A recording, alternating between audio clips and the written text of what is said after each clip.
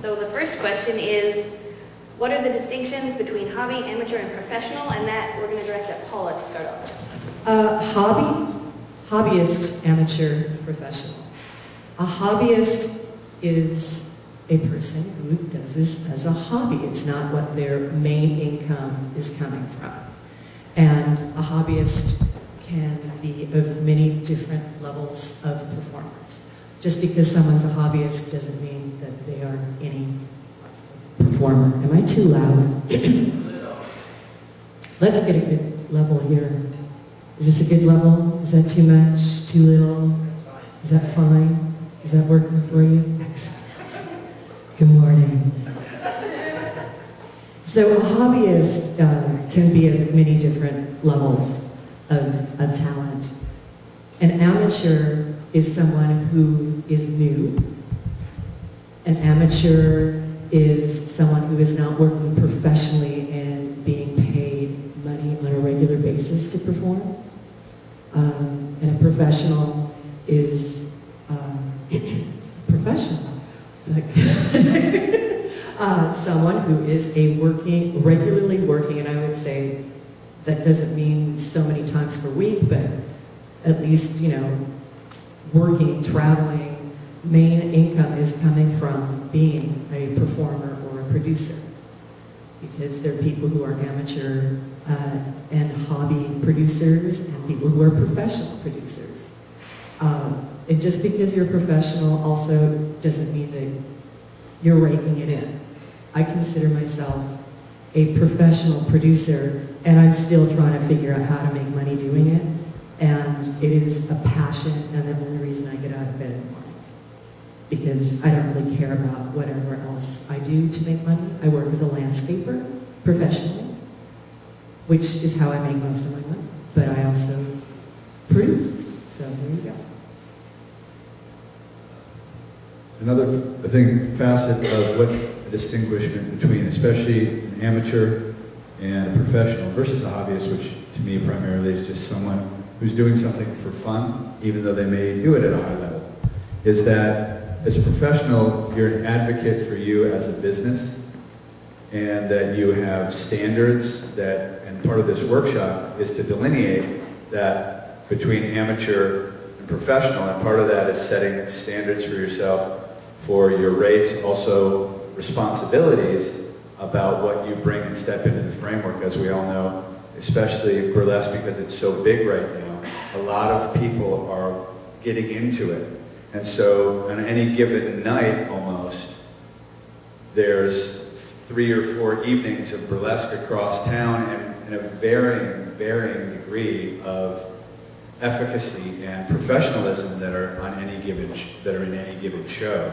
So part of having a professional standard is not only asking for more money, but making sure that what you're delivering for that money reflects a standard, because otherwise there's nothing, it all means nothing at that point.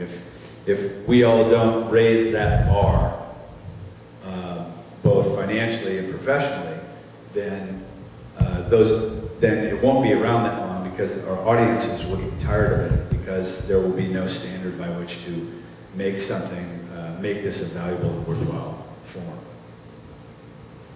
Just wanted to add something. I set a very professional, when I produce a show, I expect professional behavior, and I provide a professional working environment, and that's something I've worked diligently on over the years in Seattle, teaching people what a set list is, what a show starts at 9 o'clock, it's advertised at 9, it starts at 9. You don't wait. And I got into a kerfuffle with a performer about 6 years ago who had come in at the same time as everyone else, and it was time for her to get on stage. And she said to me, "Oh, I'm not ready. Can you just go out and talk to the audience for a while?" It's like, no, I can't do that. It's like, you've been here for 2 hours and you should be in your costume. And it ended our working relationship. And some people were a little bit horrified, but I was just like, no. She told me I was unprofessional because I wouldn't go stand and yak on the microphone. just to cover her, and it's not okay, especially when you have 20 people in a show. You go on at 9:15, you go on at 9:15. You know, some things happen occasionally, but that is unprofessional. I decided she was an unprofessional person to work with, and I don't want to work. I just turned on my microphone, sorry. Oh, okay. We have about 5 more minutes for speakers. Does anybody else want to say anything?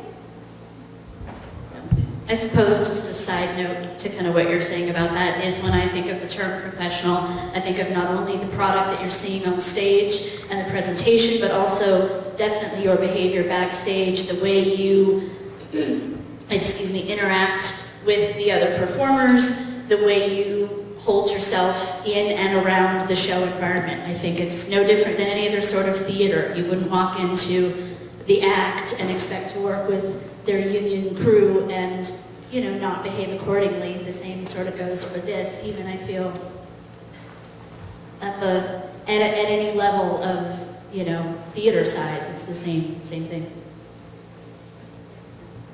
And I think one thing that I wanted to add to that is that if you have some new performers in a show, it's really beneficial for them to see how a nice, well-run, professional show is and what acceptable behavior is. If you're letting seasoned performers get away with things, then you're training new performers that that's okay. If I come to a show at 9 o'clock and I expect the show to start at 9 o'clock, I don't want to wait for other people to show up at 9:15 to start the show. I don't think that's okay. Okay, does the audience have any questions about professionalism? Okay.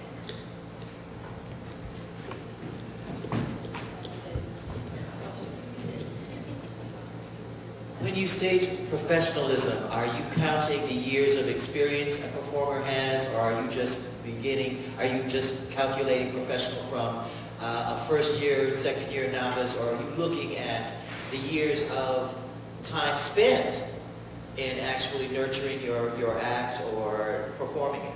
Are you putting years on that as far as professional goes?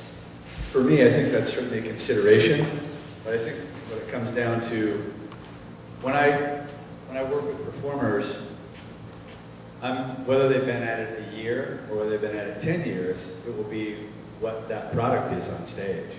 And what again, that whole thing, what their professionalism, what they bring to the environment, their preparedness, their willingness to, you know, be part of that evening in a way that lessens stress and makes the evening be more successful.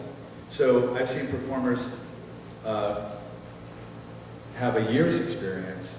Typically not the case. I mean, if someone has 10 years experience and they consider themselves professional, if they're not together by then, it ain't going to get any better in the next 10 years. So I think that has to do with a standard one sets for themselves. And then within that, I think there will always be people that perhaps are novice to any given form, but if they have that level of profession, maybe they only have one act, but they do that one act really well. Well, that's worth respect, that's worth something. If they come in and they're on time and they have their things together and they're carrying themselves in a professional way, they, by definition, can start to step into that role. I've seen people with 15 years experience who still carry themselves like dilettantes and show up late and complain and have things, and that doesn't serve anyone well, except perhaps themselves or so they think. So for me, it's a matter of the kind of the proofs in the pudding, what that end product is.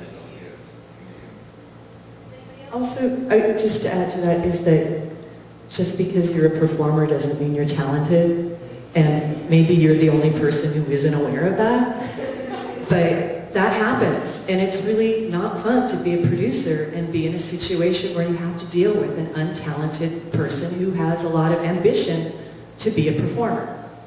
So. Amen.